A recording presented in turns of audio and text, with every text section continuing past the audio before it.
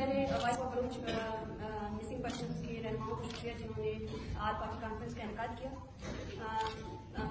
मामा कबीर ने बहुत ही एक तफसीली बयान में साली छुट्टी पामाली के दिन पर एक रिपोर्ट पेश की।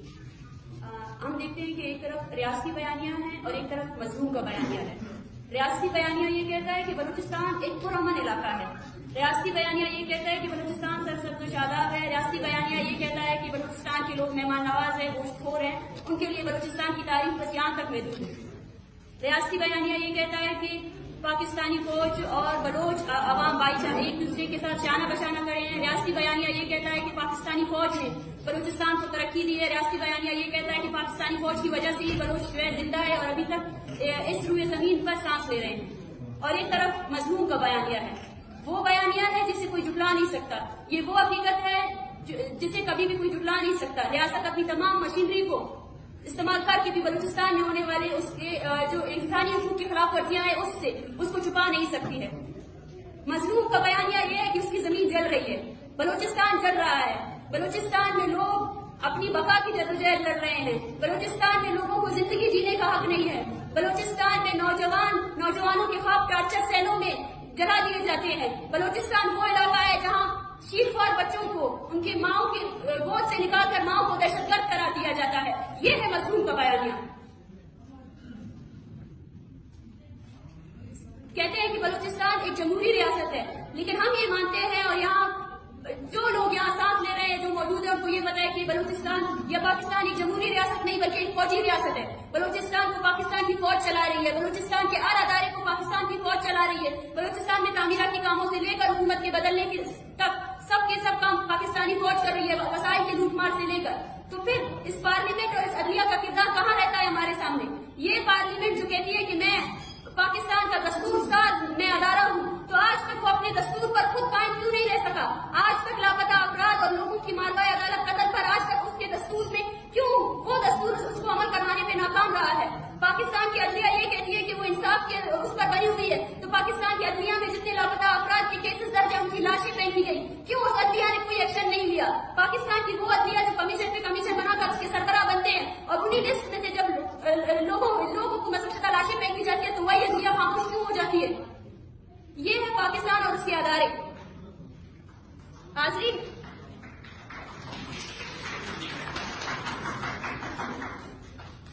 सियासत सियासी नजरिए की बुनियाद पर किया जाता है और सियासी नजरिया गौर फिक्र के बाद ही बनता है। आज एक सियासी वर्कर होने की हैसियत से मैं कहती हूँ कि हमें अपने अंदर, क्योंकि एक आल पार्टी कॉन्फ्रेंस है, यहाँ बलूचिस्तान में सियासत करने वाली तमाम तंजीमें मौजूद है और मेरे सामने वो माएँ बैठी हैं, वो नौजवान औरतें बैठी हैं जो ना बेवा है ना वो शादीशुदा है। उनके सामने हमें एक सियासी जुर्रत का मुजाहरा करना चाहिए। आज बलूचिस्तान में लापता अफराद का मसला एक सियासी एजेंडा बन चुका है। जैसे पंजाब में अगर किसी को इलेक्शन जीतना हो तो वो कश्मीर की आजादी का डिमांड करता है, उसी तरह आज बलूचिस्तान में लापता अफराद के मसले को सिर्फ और सिर्फ एक सियासी एजेंडे के तौर पर इस्तेमाल किया गया है। एक बेबसी सी है, एक घुटन सी है हमारे अंदर। देखें तो सही, हम जीना भूल चुके हैं। हम ये हमारे लिए एक मामूल बन चुका है। यहाँ लोगों का लापता होना हमें हमारे इससे खत्म हो चुकी है। लोगों की लाशें देख देख कर हम ये सोच चुके हैं, हम ऐसे बन चुके हैं कि हम बस अपनी बारी का इंतजार कर रहे हैं और अब हमारे लिए ये अलमिया है कि हम अब ये सोचते हैं कि शायद मेरी मौत जो है ना आसान मौत हो जाए। अब बलूचिस्तान का हर नौजवान, उसकी औसत उम्र जो है ना एवरेज एज, अगर वो जिंदा रहेगा तो 20 साल, अगर वो 20 साल के बाद एक दिन की जिंदगी करेगा तो बलूचिस्तान में सबसे ज्यादा खुशनसीब बंदा वही होगा।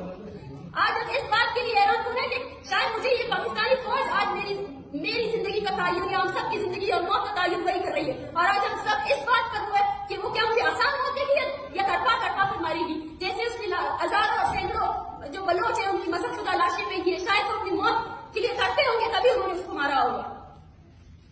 तो ये जैसे फैनन कहता है, जैसे सूरत खान मरी, अपने तमाम जितने उन्होंने राइटिंग्स की है उन्होंने यही कहा है कि हमें कोलैबोरेटर्स को पहचानना चाहिए।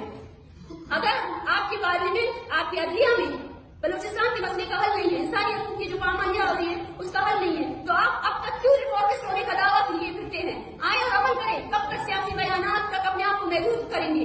कब तक इन माओं के जज्बातों के साथ खेलते रहेंगे? मत देने हौसले, मत देने हौसले। एक माँ जो इंतजार में अपने बेटे की लाश की इंतजार करने दे उसे। आपके कमीशन, आपके लिए जो आप कर रहे हैं इससे उनके हौसले पस्त हो रहे हैं। سیاست ہے, یہ مینپولیٹڈ سیاست ہے, ہمیں اس کو روکنا چاہیے. آج انسانی حقوق کا عالمی دن ہے, ہم جب بھی سیاست میں ہیں ہم نے ہمیشہ ایک بینر یا ایک نعرہ ہمیشہ ہمارا یہی رہا ہے کہ یونائٹڈ نیشنز ہمیں انصاف دو, UN نے ہمیں انصاف دو. پچھلے مہینے جب ہم کسی وقت میں شرکت ہوئے جہاں یونائٹڈ نیشن کے ساؤتھ ایشیا کے ایڈ اور یونائٹڈ نیشن کے پاکستان کے ایڈ انفورس ڈس اپیئرنس کے وہ وہاں موجود تھے, ان کے ساتھ بات چیت کرتے ہوئے میں نے ان سے صرف ایک سوال پوچھا کہ جب سعودی عرب نے ایک صحافی قتل ہوتا ہے تو پورا UN سعودی پر سنکشنز لگانے تک آ جاتا ہے, لیکن بلوچستان میں ایسا کوئی دن, ایسا کوئی مہینہ, ایسا کوئی سیکنڈ نہیں گزرتا جب لوگوں کی لاشیں نہ گری ہوں, تو وہاں UN کیوں خاموش رہتی ہے؟ وہ جواب مجھے زندگی بھر یاد رہے گا جب اس کنڈیریم نے کہا کہ UN کوئی فوج نہیں ہے, UN کی کوئی فوج نہیں ہے کہ وہ جا کر کسی کی فوج کو ظلم کرنے سے روک سکے. UN صرف اور صرف ان سے ریکویسٹ کر سکتا ہے. آج جو ریاست جمہوری ہونے کا دعویٰ کر رہی ہے, میں ان سے پوچھتی ہوں کہ 2010 سے لے کر آج 2022 تک کیوں UN کے ورکنگ جو گروپ ہے انفورس ڈس اپیئرنس کو ان کو آنے کی اجازت نہیں دی گئی؟ UN کی اوقات یہ ہے کہ اس کا ورکنگ گروپ ریکویسٹ بھیجتا ہے پاکستان کو, بھائی تمہارے بلوچستان میں جو تمہارا صوبہ ہے وہاں جبری گمشدگی کے کیسز رپورٹ ہو رہے ہیں, مجھے اجازت دو کہ میں آؤں. جب ایک ادارہ اجازت کے بغیر آپ کے صوبے میں آ نہیں سکتا ہے تو وہ کیوں آپ کو انصاف دے گا؟ کیوں ہم لوگ اس خام خیالی میں ابھی تک کہ کوئی دوسرا اگر ہمیں اس ظلم سے نجات دلا سکتا ہے؟ اس ظلم سے نجات تب ہو سکتا ہے جب ہم سب لوگ اپنی آنکھیں کھولے, اپنی باری کا انتظار نہ کریں اور عمل کی طرف جائیں. میں اس پر کوئی لمبی چوڑی تقریر نہیں کروں گی, کسی کو بھی یہ کہنے کی کوئی ضرورت نہیں ہے کہ بلوچستان کو کون مان رہا ہے اور بلوچستان میں انسانی حقوق کی پامالیاں کس حد تک ہے. جس فرد نے بھی یہاں پہ اپنی آنکھیں کھولی ہے وہ خود گواہ ہے, وہ خود ثبوت ہے بلوچستان میں بلوچوں پر ہونے والی نسل کشی کا, اور ہم جانتے ہیں ہمارا قاتل کون ہے. تو ہمارے لیے بس میں یہی کہوں گی کہ اگر بلوچستان جل رہا ہے تو بلوچ ماؤں کی جو آنسو ہے وہ ایک سیلاب بن کر ان کی سلطنتوں کو اجاڑ دیں گے. ایک شعر ہے تشاد کا, ارواح چیاں جہاں سرازو تک جہاں کرن تئی گوشو منی بونگت زبان تو چو بدل زرتے زمینے منتا بے باورے منچو زمینے جم کہانی تیرے نیتا پیداوارا تو پاس اگارم کب تگے کوٹو کلاتا گلے ماں پپتی میراث مادے گل زمینہ تلوسہاں. اور میں آخری ٹائم پر ان شہداء کو خراج عقیدت پیش کرتی ہوں جنہوں نے اس زمین کی بقا کے لیے خود کو فنا کر دیا. شکریہ.